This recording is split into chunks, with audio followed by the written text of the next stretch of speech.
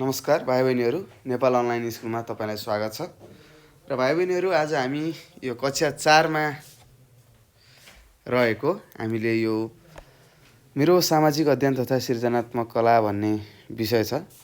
त्यसको आज हामीले यो एकाइ 1 मा रहेको पाठ 3 पढ्दै छौं है त।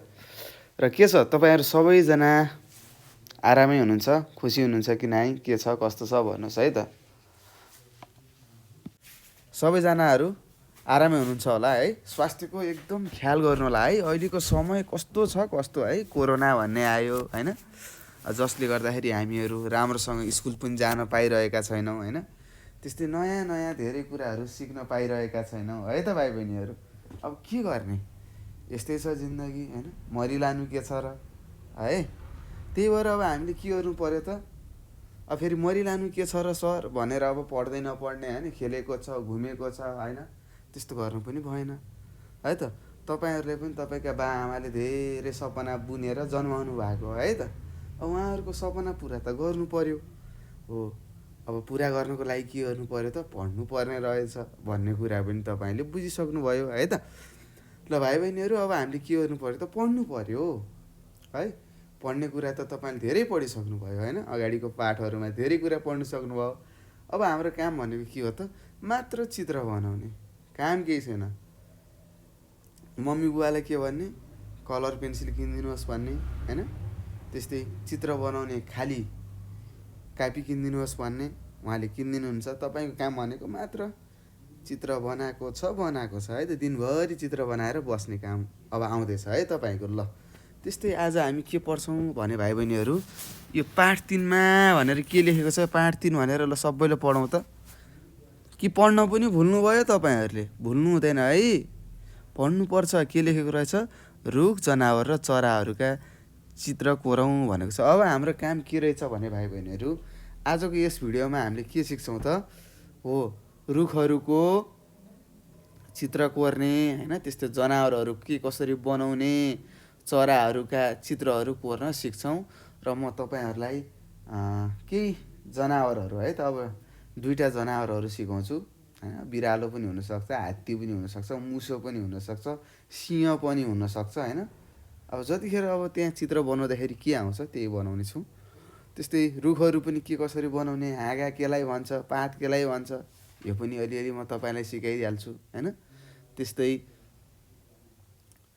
के को चराहरूको पनि चित्र कोर्ने नै छौं है त। ल अब चित्र कोरौँला। अब यहाँ के लेखेको रहेछ हैन, यहाँ लेखेको पनि त पढ्नु पर्यो हैन। हाम्रो त के छ, किताबमा भएको कुरा पढ्नै पर्छ भनेर हामीलाई हैन स्कुल तपाई सरले पढाउँदाखेरिदेखि नै सिकाउनु भएको होला हैन। अब यहाँ के छ पढौँ है त। ल हेर्नुस् त, यहाँ रहेछ, हामीलाई रुखमुनि बस्न वा रुख चढ्न पनि मन लाग्छ। पक्कै पनि लाग्छ। कतिपय भाइ बहिनीहरु रुखचुत खेल्नुहुन्छ होला हैन, रुखमा गएर छोइडुम खेल्ने के, टक्क तल रुखमा एउटा सानो लट्ठी ठड्याउने अनि एउटालाई चोर बनाउने अथवा डुम बनाउने, आफू रुखको टुप्पा टुप्पा गएर बस्ने हैन, अरूलाई बनाउने हैन। त्यस्तो रमाइलो हुन्छ, खेल खेल्छौं हैन, रुखहरु चढ्छौं है त। त्यही कुरा यहाँ लेखेको छ है त। अथवा रुखको छारी मुनि बस्न हामीलाई त बहुत मजा आउँछ, रमाइलो हुन्छ हैन, यही कुरा हो है। त्यस्तै रुखलाई नजिकबाट हेर्दा हाँगा बिगा र पातहरू देख्छौं हो नि। तपाईले के गर्नुहुन्छ, रुखलाई नजिकबाट हेर्नुभयो भने के देख्नुहुन्छ, नजिक भनेको त्यति गएर उही आँखै लगाएर गाड्ने हैन है त, सामान्य नजिक सामान्य तय है त। देख्दाखेरि के देख्नुहुन्छ, ए रुखमा त हाँगाहरू हुने रहेछन् भन्ने कुरा थाहा पाउनुहुन्छ हैन। अब बिगाहरू भनेको छ, अब त्यो बिगा भने के, हाँगाको पनि अझै हाँगा आएको हुन्छ, त्यसलाई बिगा भन्छ। अब फेरि भन्नु होला, सर त्यो बिगाको पनि हाँगा आयो भने के भन्ने भन्नु होला, झिगा भन्ने भन्दैन है मैले, त्यसलाई पनि बिगा नै भन्छ है त। एउटा हाँगा हुन्छ र त्योबाट निक्लेका हाँगाहरूलाई हामीले बिगा भन्छौं है। त्यस्तै पातहरू हुन्छन् है त, पात पनि विभिन्न प्रकारका हुन्छन्। कसैका यात्रा बडेमानका सुबाका जत्रा पात हुन्छन् हैन, कसैका सिंहका जस्ता तीखा पात हुन्छन् हैन, सल्लो भनेर देख्नु भयो होला है त। हो यो कुरा तपाईले विज्ञानमा पनि पढिसक्नु भएको छ है त। भुल्ने काम नगर्नु होला है। यदि भुलेको जस्तो लाग्छ भने के गर्ने त, नेपाल अनलाइनमा जाने, नेपाल अनलाइन स्कुलमा गएर भिडियो हेर्ने है त। यो काम चाहिँ तपाईँले भुल्नु भएन है। त्यस्तै टाढा टाढाबाट हेर्दा एक एकवटा पात देखिँदैन हैन। के भन्छ, टाढाबाट हेर्दा एक एकवटा पात देखिँदैन भने के, धेरै टाढाबाट हामीले कुनै रुखलाई देख्यौँ भने पात देखिन्छ त देखिँदैन, यत्रो डल्लो परेको हरियो के वस्तु हो कि भन्ने जस्तो हामीले देख्छौँ है त। त्यस्तै परबाट हेरेर रुखको आकारको चित्र कोरौँ भनेको छ है। अलिकति टाढाबाट हामी के गर्ने रे, टाढाबाट हेरेर के गर्ने, हामीले रुखको चित्रहरू कोर्नु पर्ने रहेछ भाइ बहिनीहरू हैन। त्यस्तै कोरौँला। अब यहाँ हेर्नुहोस् यो कस्तो रुख छ, यी हेर्नुहोस् यो हाँगाबिँगा भएको रुख हो, यो झुममा परेको रुख हो हैन। यस्तै यो अब फुलहरूको रुख जस्तो देखिन्छ, यो पनि फुलहरूको रुख जस्तो देखिन्छ, सायद गुलाबको होला हैन। अब के को कुन रुखको नामै थाहा छैन। हेर्नुहोस् त अब यो टाढाबाट बनाएको, अब जस्तो देख्यो त्यस्तै त गराएको हो नि हैन। के रुख हो भन्ने कुरा हामीले थाहा भएन है त। अब त्यस्तै अब पशु पक्षीहरूको पनि बनाउने भनेर हामीले सिकिरहेका छौँ हैन। त्यस्तै पशु पक्षी भनेको के होला ल भन्नुहोस् त। पशु भनेको जनावर, पक्षी भनेको के, चराहरू है त। हेरेर तिनीहरूको जिउ, खुट्टा, पखेटा आदिको बनावट हैन अथवा बनोटबारे राम्ररी बुझ्न सक्छौँ भनेको छ है त। र तपाईँहरूलाई थाहा छ के हुन्छ ल भन्नुहोस् त, के हुन्छ ल भन्नुहोस्। हो, पशुहरू के हुन्छ, जिउ हुन्छ, खुट्टा हुन्छ हैन। त्यस्तो पखेटा हुन्छ त हुँदैन। कसको हुन्छ पखेटा, चराहरूको हुन्छ। हो, धेरै राम्रो है त। यसरी बुझ्नु पर्यो है। पढ्दाखेरि पनि यसरी पढ्ने के, आफूलाई प्रश्न सोध्ने, के को पखेटा हुने रहेछ, चराको हुन्छ। हो, अनि आफू भने यस ल मैले जाने भनेर यसरी पढ्नु पर्यो है त। त्यस्तै आफ्नो वरिपरि भएका जनावर र चराहरूलाई हेर्दा खुट्टाको आकार याद गर है त।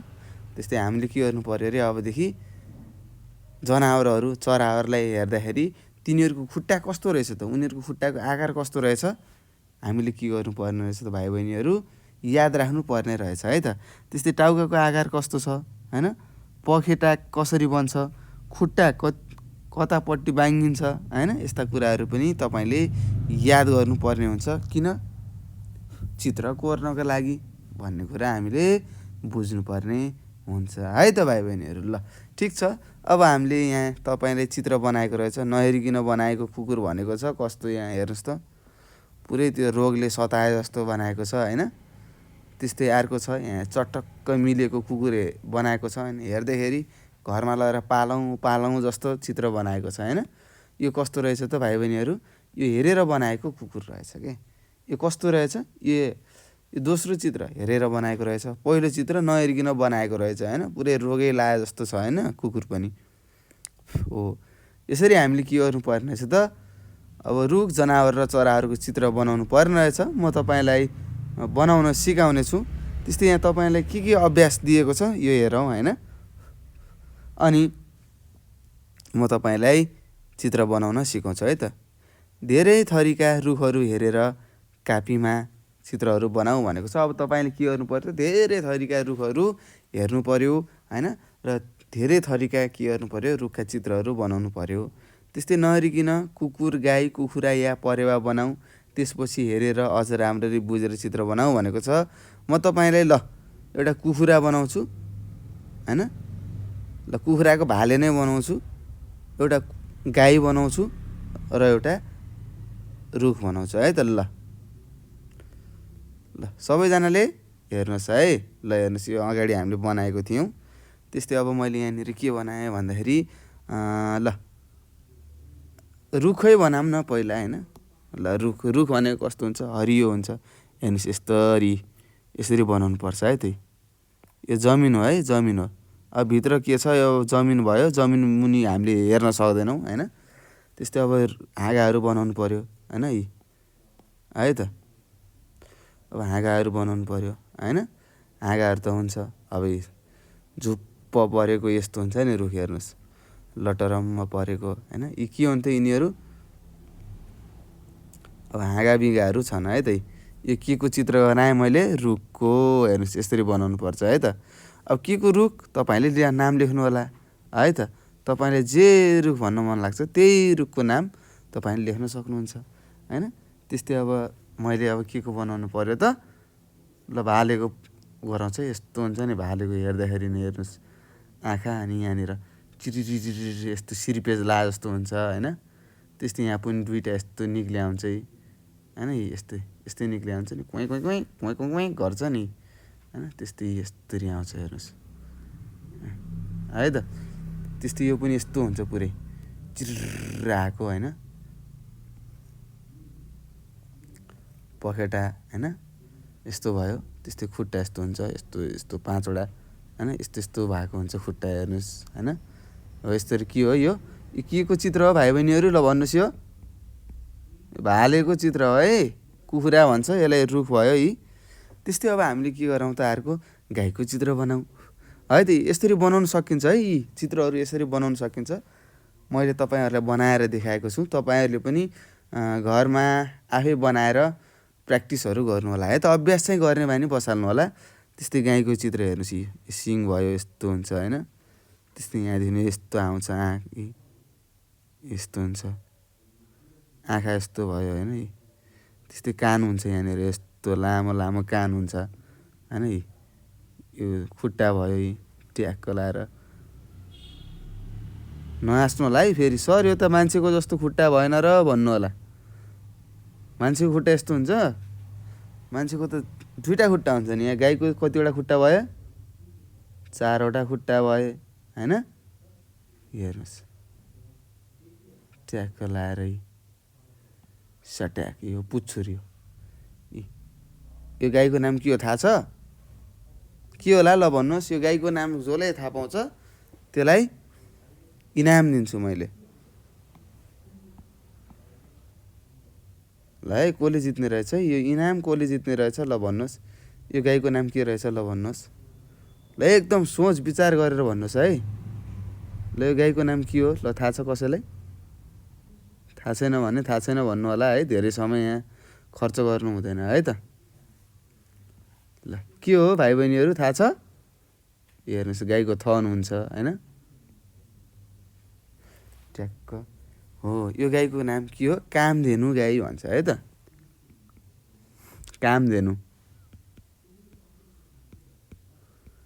कामधेनु गाई। हेर्नुहोस् यो गाईको नाम कामधेनु गाई हो है त। टक्क लाएर बनाएँ है त मैले। के बनाएँ, रुख बनाएँ, भाले बनाएँ, कामधेनु गाई बनाएँ। त्यस्तै तपाईँहरूले पनि के गर्नु पर्यो त, आफ्नो कपीमा चित्रहरू बनाउनु पर्यो है त। ल राम्रोसँग बनाउनु होला है, राम्रोसँग पढ्नु होला। र केही त्यस्ता प्रश्नहरू छन् होइन, केही कुराहरू तपाईँले सोध्नुपर्ने छ भने हामीलाई यो 98 4 95 95 8 95मा सोध्न सक्नुहुनेछ। र भाइ बहिनीहरू एउटा नयाँ कुरा, हामीले यदि एउटा के भनेका छौँ भने, के गर्न थालेका छौँ भने, यदि विद्यार्थीहरूले चित्र बनाएर पठाउँछन् भने हामीले ती मध्येको होइन उत्कृष्ट जसले राम्रो चित्र बनाउँछ होइन, त्यो राम्रो चित्र बनाउनेलाई हामीले उपहार दिने भनेका छौँ होइन। अब तपाईँहरूले चित्र बनाएर हामीलाई पठाउनु होला। अब तपाईँहरूले उपहार जित्न सक्नुभयो भने तपाईँलाई हामीले पुरस्कारहरू पठाउने छौँ है त। राम्रोसँग चित्र बनाउनुहोस्, राम्रोसँग पढ्नुहोस् भन्दै म तपाईँहरूसँग बिदा लिन चाहन्छु। हस्त नमस्कार, तपाईँको दिन शुभ रहोस्।